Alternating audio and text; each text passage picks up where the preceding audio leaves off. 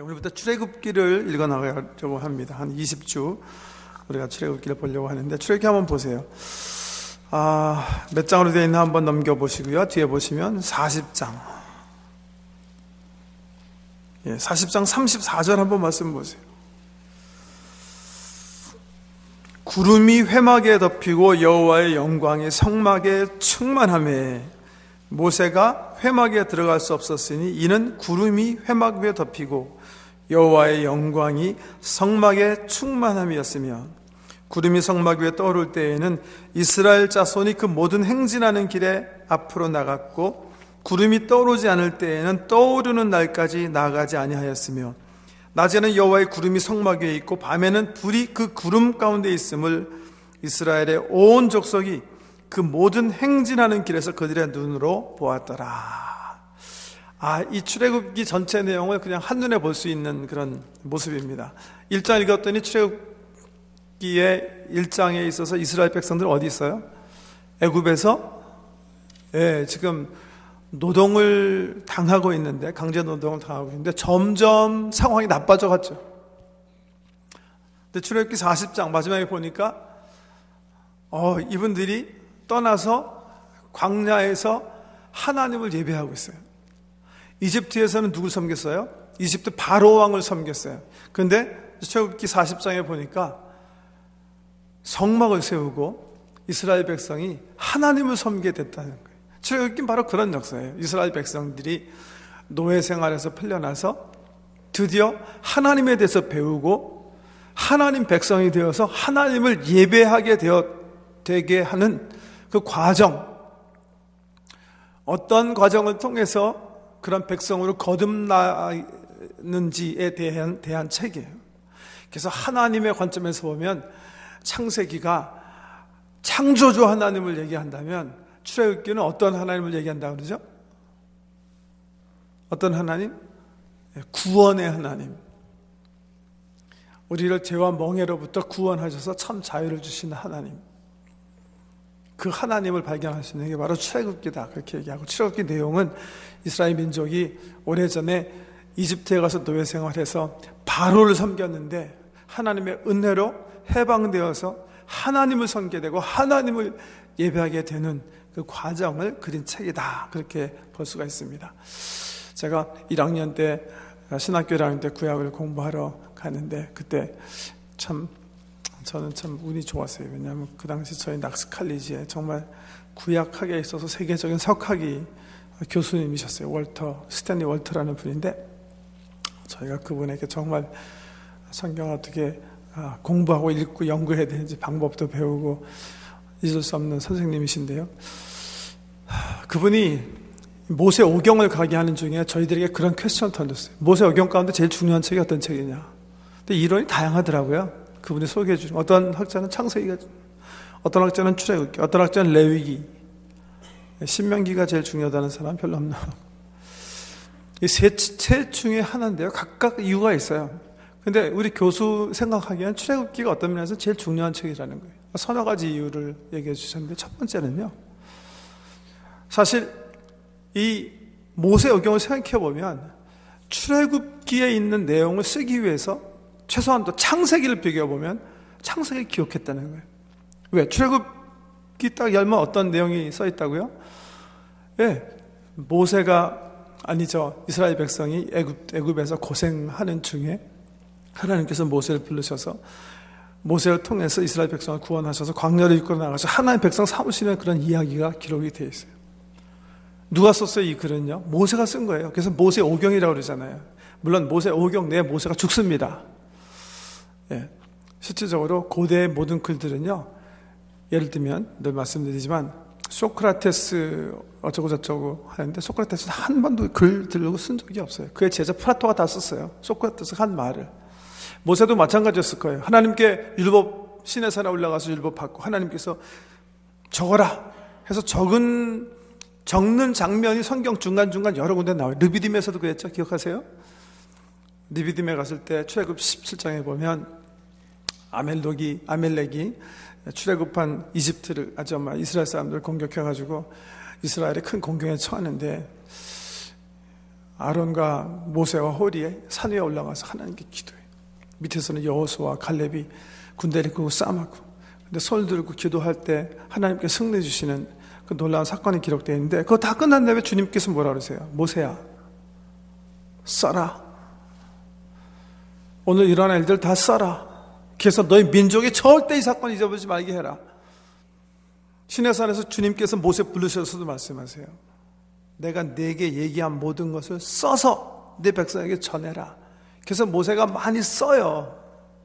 그래서 신약성경에 보면 우리 예수님께서 모세가 쓴 글에라고 얘기하시면서 모세 오경, 이 모세 이 창세기, 출애굽기, 레위기, 신명기, 민수기를 가리키면서 신약의 기자들이 모세가 쓴 글, 모세가 쓴 책 혹은 율법책 이렇게 표현하는데요.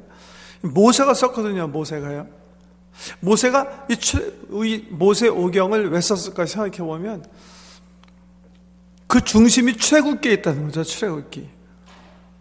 왜 자기가 하나님의 소명을 받아서 이스라엘 백성들을 이끌게 됐나? 그리고 주님께서 나를 통해서 어떤 백성이 되라고 당신들에게 지금 얘기하고 있나? 이걸 지금 쓰기 위해서 모세오경을 쓰는 거예요. 근데 출애굽의 배경을 쓰려고 하니까 뭘 써야 돼요? 요셉 얘기를 해야 되잖아요. 근데 요셉 얘기를 하려고 하니까 또 누구 써야 돼요? 아브라함 얘기를 해야 될 거 아니에요. 아브라함. 어떻게 자기네가 이스라엘 백성이 되었는지, 어떻게 해서 요셉을 통해서 애굽에 내려가게 되었는지 설명을 해야 될 거예요. 이스라엘 백성들에게. 근데 아브라함 얘기를 하려고 하니까 또 누구 써야 돼요? 창조부터 바벨탑까지 이야기를 써야 되잖아요. 그런 관점에서 보면 어떤 면에서는 출애굽기, 창세기보다는 출애굽기가 더 모세오경의 중심이 되는 그런 책이다. 그렇게 볼 수 있다는 거죠.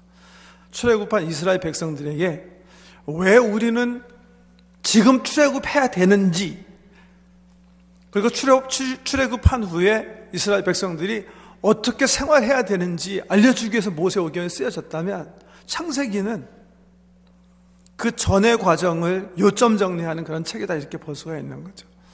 어떤 민족적인 관점에서 볼 때도 이 창세기서부터 신명기까지 모세오경이 이스라엘 백성에게 먼저 주어진 책이라면, 그 책은 이스라엘 백성들의 아이덴티티, 정체성을 알려주는 책으로서 이 출애굽기에서 어떻게 이스라엘 백성이 하나님의 선민으로 살아가게 되고 어떤 식으로 하나님을 섬기게 됐는지 일러주는 가장 중요한 책이다. 그렇게 볼 수가 있다는 겁니다. 자, 오늘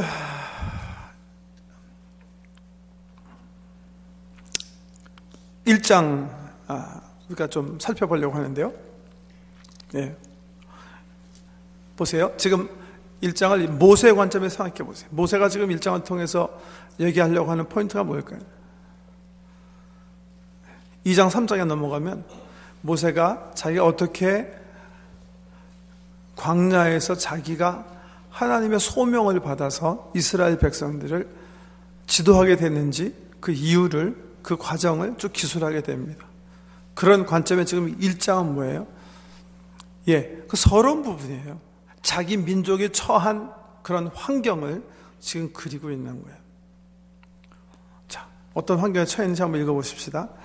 1절에서 3절, 4절 약하고요. 6절에 보면 요셉과 그의 모든 형제와 그 시대의 사람은 다 죽었고 이스라엘 자손은 생육하고 불어나 번성하고 매우 강하여 온 땅에 가득하게 되었더라. 8절 보면 요셉을 알지 못하는 새 왕이 일어나 애굽을 다스리더니 그가 그 백성에게 이르되 이 백성 이스라엘 자손이 우리보다 많고 강하도다. 여러분, 우리가 유대인 동네에 사시는 분이 많고 지금 우리 교회가 위치한 그 지역이 유대인 지역이다 할 수 있는데, 안식일에 유대인들이 회당에 이렇게 가는 모습을 보면 아이가 대충 몇 명쯤 돼 보여요? 제가 보면 2명 데리고 가는 사람들은 거의 없어요. 항상 3명이나 4명. 지금 카나다 인구의 에버러지로 하면 보통 카나다 사람은 한 가정에 1.3 정도 낳거든요. 이스라엘 백성들은 어딜 가든지요, 고출산율을 기록하는 민족이에요. 아마 언제부터 이런 전통이 있었는지 모르겠지만 아마 이 창세기에 아브라함 또 이삭, 이 식솔들이 별로 사람이 없다가 야곱 때에 이르러서 12를 낳죠. 남자들을 12지파에 이르고, 그 다음부터 이제 애굽에 들어가서 70명 되는 숫자가 생산하기 시작해갖고 정말 430년 만에 큰 민족을 이루게 되는데, 이때부터 시작해서 아마 이 이스라엘 민족은 이 고출산하는 그런 민족으로 거듭난 것 같아요. 지금도 다른 어떤 민족보다도 많이 다산하는 그런 민족입니다. 근데 여기 보면 그러는 가운데 요셉을 알지 못하는 새 왕이 일어났다고 했어요. 한편으로 보면 이제 시대가 이제 세월이 흘러가지고 요셉을 알지 못하는 사람, 요셉이 창세기 50장에 보면 정말 그 환대를 받거든요. 이스라엘에 가서 왕의 그 꿈을 잘 해석해가지고 미리 닥쳐올 흉년을 예비할 수 있도록, 그래서 이 이집트가 온 천하를 다스릴 수 있는 그런 나라가 될 수 있도록 그 귀한 비밀을 알려준 게 바로 요셉이었어요. 그래서 요셉이 정말 대우를 엄청나게 받아요. 그 모습을 우리가 잠깐 살펴볼 수 있는데요.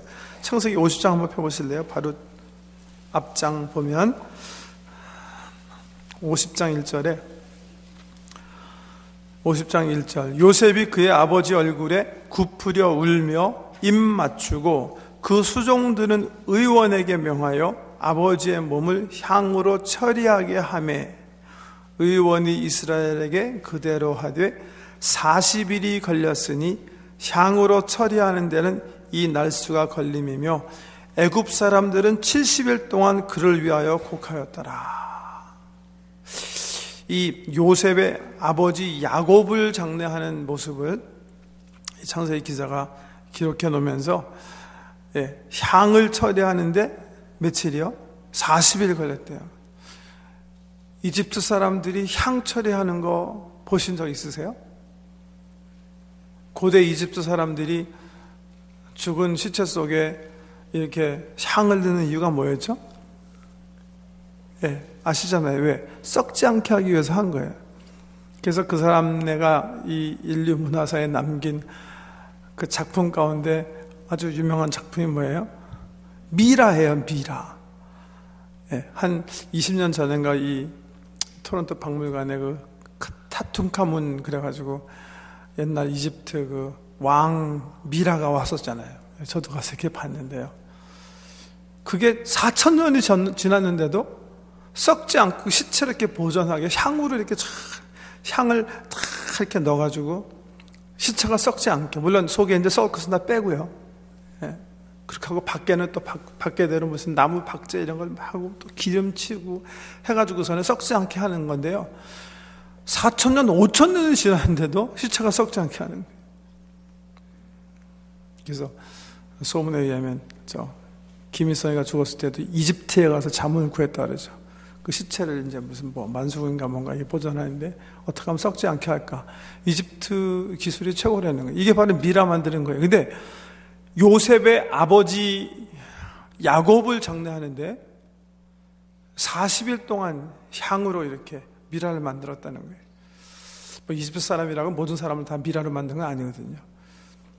그냥 시시한 평민이 죽으면 그냥 해서 하는 거고, 왕이 죽으면 42일 동안 향으로 이렇게 잘 조제해서 미라를 만들었다고 하고요. 왕이 죽으면 72일 동안 온 백성이 애곡했다고 했는데, 여기 보니까 뭐라 그랬어요? 야곱에게 향 넣는데, 향 처리하는데 40일, 그리고 애곡하는데 70일. 그러니까 거의 이집트의 왕 수준의 대우를 이 야곱과 식솔들이 받았다는 사실을 알 수가 있어요. 엄청난 대우예요. 왜? 그만큼 요셉의 업적이 대단했다는 거예요. 그런데 요셉을 알지 못하는 왕이 나타났어요. 보통이 아니라 이 성경에 보면요, 출애굽기 12장 41절에 보면 이스라엘 백성이 출애굽하기 전까지 애굽에서 430년도에 생활했다. 430년. 그래서 이 말씀을요, 요셉을 알지 못하는 세왕, 세월이 많이 흘러서 요셉의 업적을 알지 못하는 그런 왕이 나와서라고 해석하는 게 일반적인 해석이에요. 근데 수년 전에 어떤 학자 하나가 아주 재미있는 말을 하기 시작했어요. 세계사를 잘 이렇게 연구한 학자가 뭐라고 얘기했냐면, 아무리 자기가 이렇게 이집트에 가서 고고학적으로 연구를 해도 이 요셉이라는 사람의 흔적을 발견할 수가 없다는 거예요. 근데 이집트 그 문화라는 게 말이죠, 고대 문명의 그 아주 그냥 최고봉이었기 때문에 실질적으로 이집트 사람들은 이게 타민족이 와서 뭐 자기네를 도왔거나 이런 것들은 자존심상에서 보통 하나도 쓰지 않습니다. 뭐 중국 사람들이 그렇게 생각하는 것처럼요. 그런 이유 때문에 혹시 이 요셉이라는 그 역사가 그냥 다 이렇게 지워지지 않았나, 뭐 이렇게 한편으로 생각하면서요. 그런데 고고학적 증거 가운데, 그 남은 것 가운데, 주전 17세기경에 힉소스 민족이, 이를테면 중동 아시아 북쪽에 있는 그 기마 민족이 말이죠, 이집트를 침공해가지고 이집트를 한 150년 동안 점령한 역사가 발견되어진 거예요. 그런데 실질적으로 이집트 역사를 살펴보면 그 150년의 통치 기간도 이집트 사람이 쓴 역사에서는 흔적 수 없이 다 지워버렸거든요. 근데 어떤 성경학자가 이 출애굽 역사를 이렇게 조사해 보면서 이 요셉이 가서 도운 왕이 이 힉소스 왕이 아니겠는가, 그런 주장을 하는 사람이 있어요. 그러니까 애굽 문화에서 나온 이집트 사람의 왕이 이집트를 지배할 때가 아니라 힉소스가 150년 지배할 때, 그러니까 셈족이 지배할 때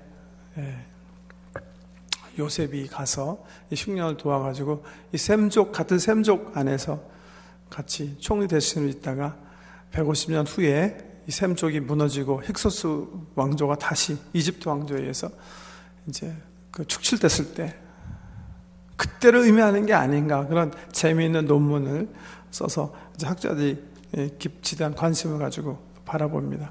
성경적인 그런 증거들이 몇 군데 있습니다. 왜냐하면 이집트 사람들은 원래 말을 사용하지 않았는데요, 요셉이 이집트에 들어가서 활동하는 그 모습을 보면 그 이집트 왕이, 이집트를 통치하는 파로가 예를 들면 요셉을 이렇게 기마대에 이렇게 모셔서 들여가는 장면이라든지 이런 장면들이 이 힉소스 민족을 연상시킨다 그래서 중요한 논문이 발표된 적이 있습니다. 요셉을 알지 못하는 새 왕이 일어나 애굽을 다스리더니 그가 그 백성에게 이르되 이 백성 이스라엘이 우리보다 많고 강하도다. 자, 우리가 그들에게 대하여 지혜롭게 하자. 두렵건대 그들이 더 많게 되면 전쟁이 일어날 때 우리 대적과 합하여 우리와 싸우고 이 땅에서 나갈까 하노라 하고, 감독들을 그들 위에 세우고 그들에게 무거운 짐을 지워 괴롭게 하여 그들에게 바로를 위하여 국고성 비돔과 라암셋을 건축하게 하니라. 새로운 왕이 등극하고 두려움을 가집니다. 그 민족에 대해서. 우리 이민사회에서 흔히 겪을 수 있는 뭐 그런 것들이다, 그렇게 볼 수가 있는데요. 주류가 비주류를 이제 핍박하는 거죠. 주류가 비주류를 사용하고 이용할 때는 다 비주류를 환영하다가도 비주류가 자기네보다 더 잘 살고 또 자기네를 능가하려고 하면 그건 참지 못하고 이제 소위 인종차별을 하게 되는 그런 것들인데요. 비슷한 일이 이 이집트에서 일어나게 된 거죠. 애굽에서. 사람이 점점 유태인들의 숫자가 늘어남에 따라 이스라엘 사람들이 위협을 느끼기 시작하고, 어떻게 하면 이 유태인들의 그 확산을 막을까, 어떻게 하면 이 사람네를 좀 견제할까 노력하는 중에 바로를 위한 국고성 비돔과 라암셋을 건축하게 했다. 지금도 라암셋에 가면 많은 그 이집트 문화의 유적들을 볼 수가 있습니다. 국고성도 그 학자들이 이제 고고학자들이 발굴해서 일부 이렇게 복원해 놨고요. 람세스 가면 여러분 잘 아시는 그 피라미드들이 엄청나게 많이 건축이 되어 있습니다. 여러분 피라미드 보셨는지 모르겠는데 정말 거대한 그 사각성인데요. 가서 보면 정말 놀라워요. 그 바닥이 한 130m, 130m, 120m 이렇게 되는 거대한 성인데 이 돌 하나가 얼마나 큰지 몰라요. 그래서 미스터리라고 그러잖아요. 사람들이 어떻게 그 무거운 이게 뭐 벽돌도 아니고요. 예, 정말 수백 명이 달라붙어야 들을 수 있는 그 돌을 막 하늘 꼭대기까지 이렇게 쌓아서 그렇게 정교한 피라미드를 만들 수 있을까 하는 얘기들 하는데요. 모름지기 아마 이 이스라엘 백성들도 이 피라미드 국고성 건축하는 일, 또 피라미드 세우는 일, 피라미드 하나 짓는데 한 20년 걸렸다고 하거든요. 이런 일에 종사시켰을 것이다. 그런데 12절에 보면 놀라운 이런 고백이 있어요. 그러나 여기 하나님의 은혜가 있어요.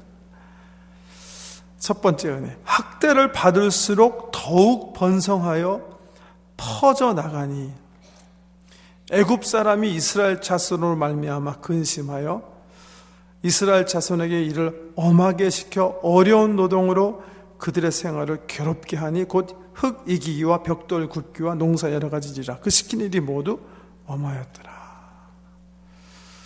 환경적으로는 어려움이 찾아옵니다. 그런데 하나님의 은혜는 점점 넘치는 거예요. 이 민족을 향해서는. 환경적으로 볼 땐 고난입니다. 그런데 그 고난이 오히려 변장된 축복이 되어서 그 고난을 경험하고 있는 사람에게 하나님의 복이 임하는 거예요. 여러분, 여러분의 삶을 한번 생각해 보세요. 네. 30년을 사신 분이건 40년을 사신 분이건 삶 속에 즐거운 일도 있었을 것이고 또 과거의 삶을 이렇게 더듬어 보면 참 아팠을 때가 있었을 거예요. 그래서 생각해 보세요. 그 아픔을 통해서 하나님께서 나에게 어떤 선물을 주셨는가? 그 아픔이 아픔이기만 했었나요?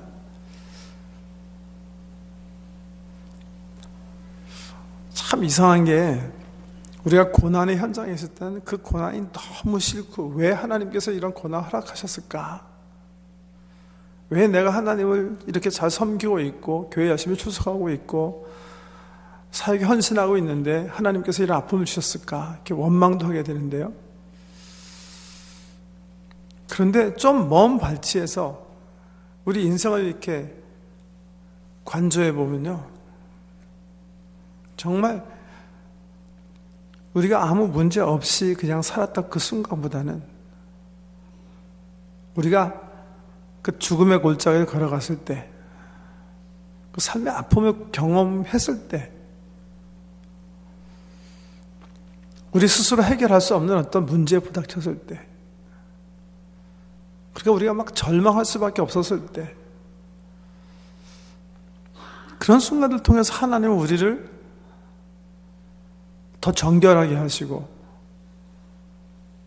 더 하나님을 사랑하게 하시고 하나님을 신뢰하게 하셨던 것 같아요.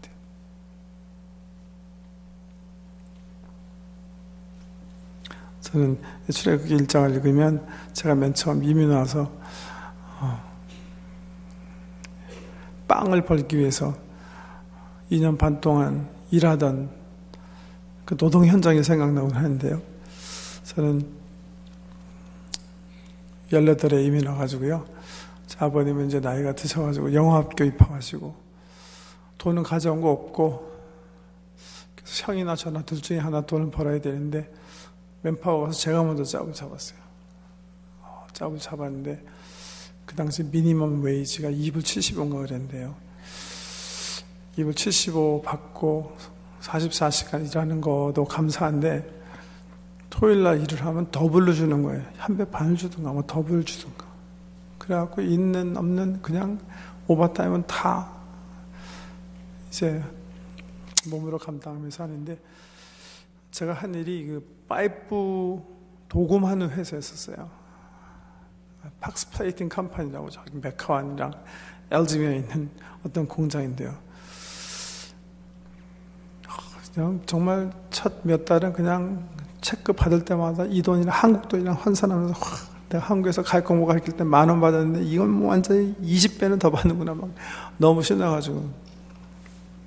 근데 그 장소가 이제 그리스 사람들, 마케도니아 사람들, 마케도니아에서 주로 농사 지으신 분들인데 지금 생각해 보니까 이렇게 불법 체류자가 많으셨던 것 같아요.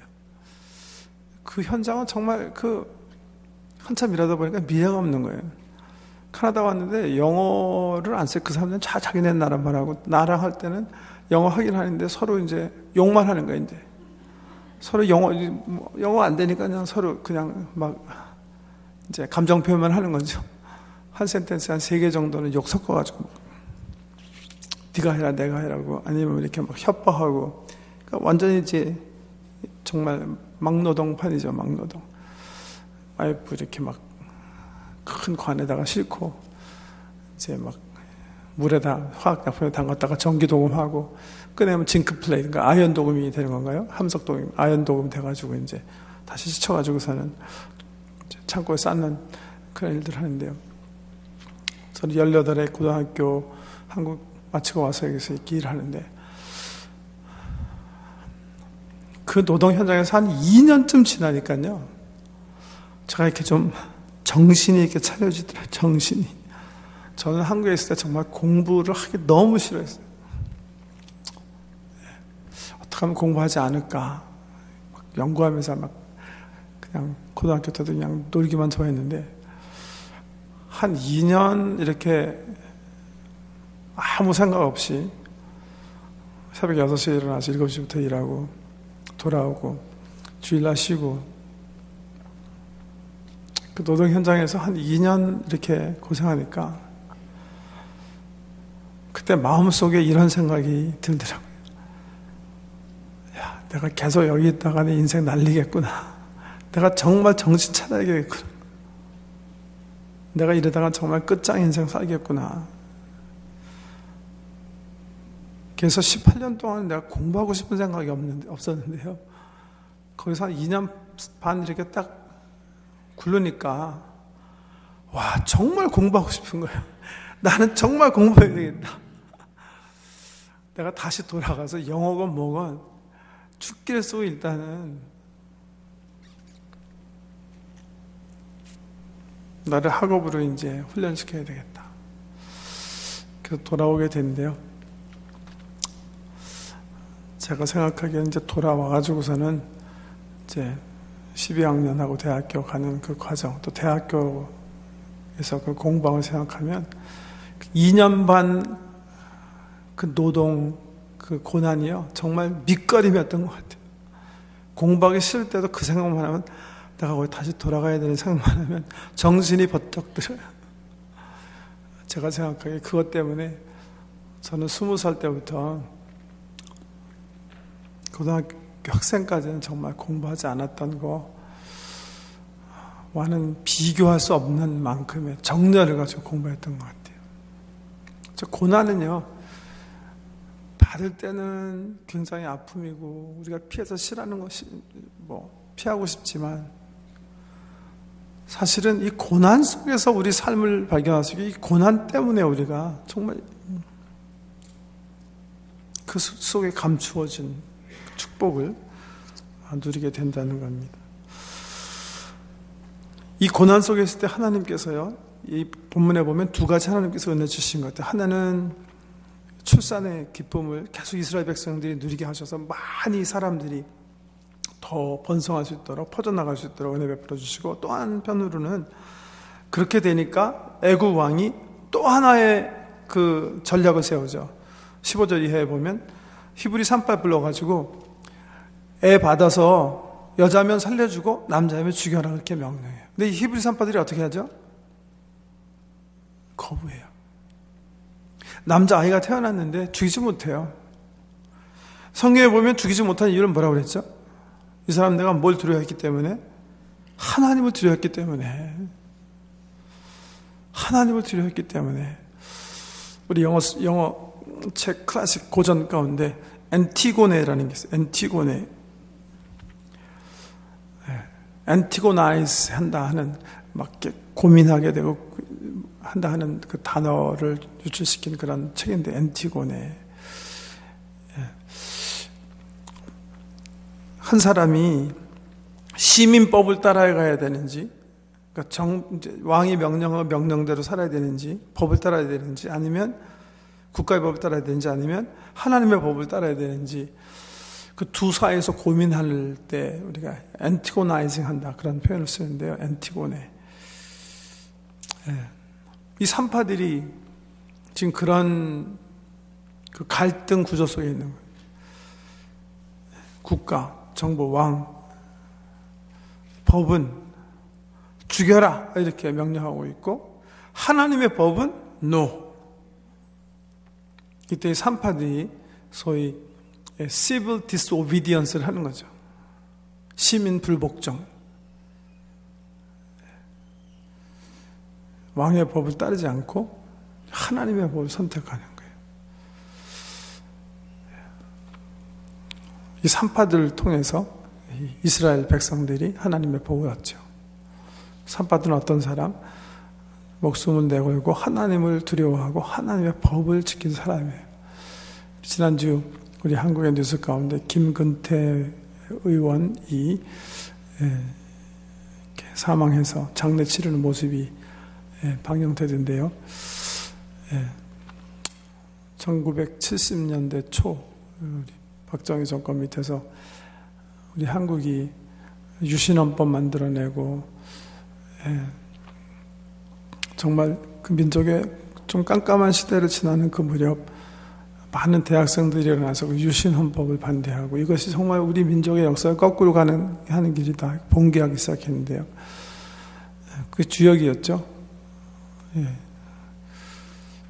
사람이 그때 민주화운동 하다가 잡혀서 고문당하고 학교 다니지 못하고 결국 그 고문 후유증을 가지고 물론 이제 뭐 치료받고 정치에 입문해서 국회의원도 뭐 3선했던가 그랬던데요.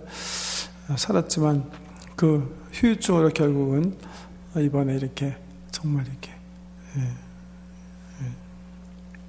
어쨌든 젊은 사람인데 죽는 모습을 우리 모든 국민들이 이렇게 봤습니다. 참 저는 그 뉴스 보면서 참 감사하는 마음이 있었어요. 그냥 편안하게 그냥 서울대학교 다니셨으니까 그냥 뭐 정부에서 유신헌법을 해먹던 독재를 하던 남은 목숨 그냥 나 혼자 내 이익 챙기고 한평생 잘 살 수 있는 그런 사람인데 민족의 장래를 걱정하고 이래선 되지 않는다. 법이 잘못됐고 정부가 잘못됐다 생각해서 자기 개인의 이익을 던져버리고 불의와 항거해서 싸운 그런 귀한 분들이죠. 그래서 이제 civil disobedience. 큰 권력이, 정권이, 왕이, 법이 잘못됐을 때 하나님을 더 두려워해서 자기 생명을 리스크 하면서라도 하나님의 법을 잡는 그런 사람을 통해서 이스라엘 백성들이 도움을 얻게 된다는 겁니다. 그런 것을 보고 애굽 왕이 또 하나의 방법을 강구해냅니다. 그것이 뭐냐면 모든 백성에게 이제 명령하는 거예요. 이스라엘 백성들은 아이를 낳으면 무조건 나일강에 던져라. 딸이면 살려두지만 남자아이들은 다 나일강에 던져야 한다는 그 법령을 또 발표하게 됩니다. 이 법령은 모세라는 아이의 새로운 이야기를 만들어 나가는 그런 전초전이 되는 것입니다. 예, 한번 이 시간 기도하고 마치기 원하는데요. 한번 생각해 봤으면 좋겠어요. 고난 내 삶 속에 겪은 고난을 좀 생각해 보시고요. 혹은 지금 여러분 가운데 그 아픔을 경험하는 분들이 계실 것이고, 지금 하나님께서 이 고난을 허락하셔서 지금 많은 아픔 가운데, 상처 가운데 상처를 받으며 사시는 분들이 계실 텐데요. 하나님께서 어떻게 나와 함께 하시고 계시는지, 하나님께서 어떤 은혜로 나를 도와주고 계시는지 한번 그 은혜를 한번 생각해 보시기 바랍니다. 때로는 우리 하나님께서요, 이 산파처럼 사람을 통해서 위로와 용기를 주세요. 그런 하나님의 그 에이전트가 돼서 나와 함께하고 나를 도와주고 나에게 위로와 용기가 되는 분들이 어떤 분들인지 한번 좀 생각해 보시고요. 그분을 통해서 물론 더 중요한 건 하나님께서 나를 얼마나 사랑하시고 도와주시는 거 한번 좀 느껴보시면 좋겠어요. 그리고 세 번째는 내가 그런 사람이 되고 있는지, 내 주변에 지금 어려움을 겪고 있는 사람에게 나는 위로가 되고 용기가 되는지, 그분들이 나로 인해서 좀 하나님의 은혜를 누리고 있는지 한번 좀 생각하면서 기도했으면 좋겠습니다. 우리 기도 제목 가지고 잠시 통성으로 기도한 다음에 축도로 폐회하겠습니다.